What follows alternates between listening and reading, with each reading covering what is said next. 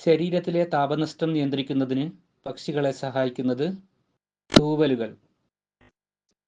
Reserve ബാങ്കിന്റെ ഗവർണറായി നിയമിക്കപ്പെട്ട ആദ്യ ഇന്ത്യക്കാരൻ CD ദേശ്മുഖ്.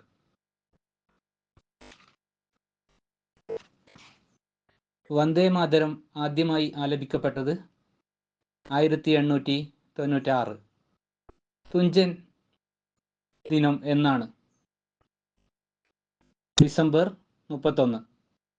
ഫിഫ എന്തുമായി ബന്ധപ്പെട്ടിരിക്കുന്നു? ഫുട്ബോൾ.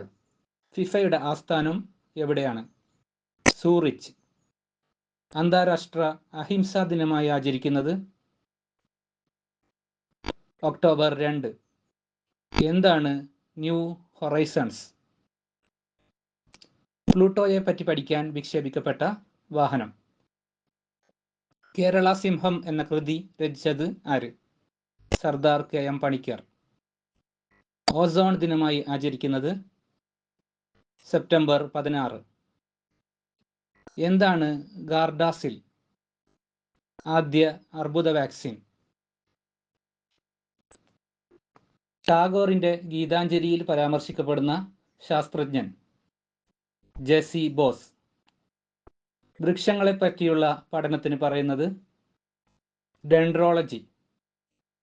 ത്രിഭുവൻ എയർപോർട്ട് എവിടെയാണ്? നേപ്പാൾ. KLM ഏത് രാജ്യത്തിന്റെ യാത്രാ വിമാനമാണ്? നെതർലാൻഡ്.